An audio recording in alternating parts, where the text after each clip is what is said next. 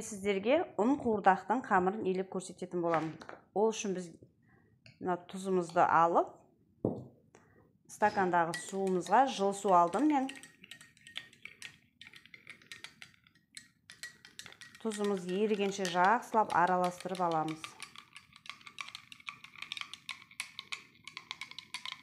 Осылай араластырып, енді алдын ала електен өткізілген ұнымыздың үстіне аз-аздан құя отырып, қамырымызды илейміз. Міне осылай қамырымызды илеп алғаннан кейін кішкене ұнға аунатып, қазір мен бұны екі бөлікке бөлемін.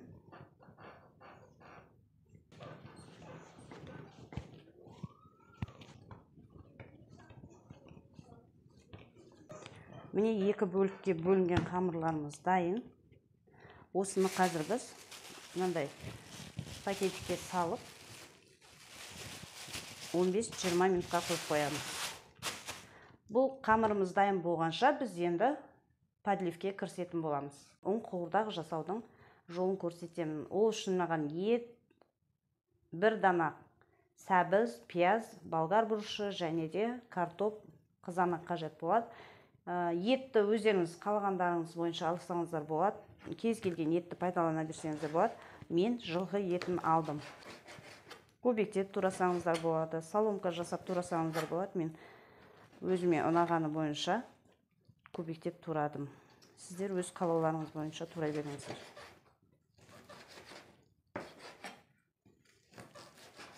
Осылай турап аламыз етімізді, ыдысымыз. Міне пиязымызды да осылай қатты майда емес, ірілеу көбектерге бөліп турап алдым. Болгар бұрышымызды тураймыз.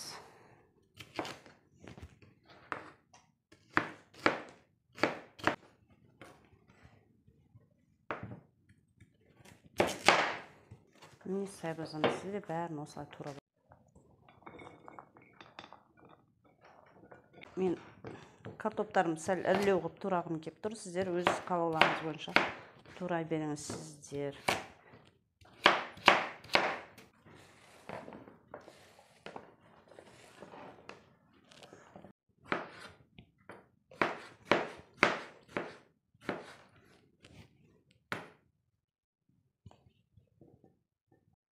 Міне біз ұн қуырдаққа қажетті заттарымыздың барлығын турап, көкөністерімізді, етімізді, картопымызды бәрін турап, дайындап болдық. Сіздерге ұнаса лайк басып, комментарий қалдырыңыздар. Қызып тұрған тапамызға көз мөлшерінде мен құя салдым. Енді өздеріңіз көресіздер. Сәл майын көптеу құйсаңыздар болады. Негізінде қамыр піскен кезде жұмсақ, жабыспай бір-біріне әдемі болып піседі. Бұл өйткені подливтің үстіне біз бағанағы дайындаған қамырымызды пісіретін боламыз. Етімізді саламыз. Міне мынау біздің етіміз қып-қызыл болып, әдемі болып қуырылды. Қатты қуырудың да қажеті жоқ. Енді осының үстіне пиязымызды саламыз. Туралған пиязымызды салып, жақсылап араластырып, 1-2 минутта қуырамыз.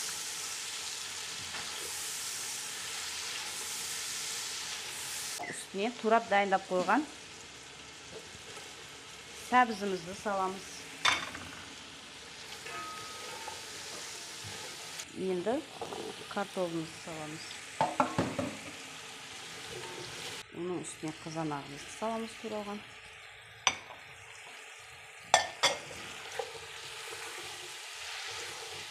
Осылай қуырылған біздің көкөністеріміздің үстіне жайлап суымызды құямыз.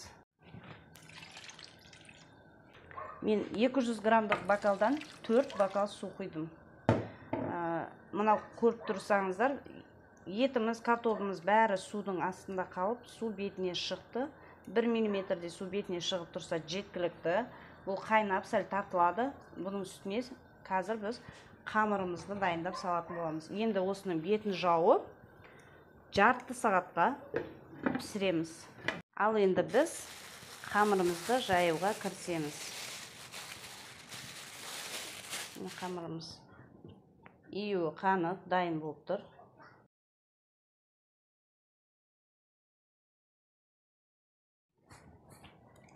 Міне қамырымыз да дайын болды. Жұқа етіп осылай еттің қамыры ұқсатып жайып аласыздар. Осы дайын болған қамырымызды енді ірі-ірі 4 бөліктерге бөлеміз. Қазір бұны қызып тұрған тапамызда қамырымызды сәл-сәл кептіріп алатын боламыз. Мен көріп тұрғандарыңыздай қамырдың бетіне кішкене төмпешіктер шығып тұр. Міне біздің қамырымыз дайын. Осылай пісіріп аламыз. Ұзақ қойсаңыздар қатты пісіп кетеді. Сәл-сәл ғана дегдітіп алсаңыздар. Бұл қамырды қазір біз бағанаға дайындаған подлимізге салған кезде қамырымыз жабысып бір-біріне бірігіп қалмас үшін осылай кептіріп аламыз. Міне дайын болған қамырларымызды біз бір-біріне қатпарлап, қазір бөліктерге бөліп тураймыз. Бір-біріне бірікпейді. Осылай бәрін бір келкі қылып турап алатын боламыз. Міне біздің қайнап жатқан подливіміздің үстіне қамырымызды саламыз.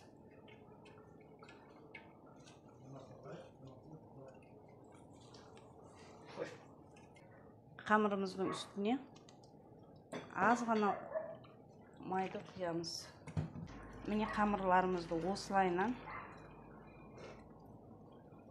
подливімізге вилканың көмегіменен үстінен батырып қоямыз. Өзінің буымен қазір қапағын жапқаннан кейін 15 минут жай отта қойып қойсаңыздар дайын болады. Міне біздің ұн қуырдағымыз да дайын болды.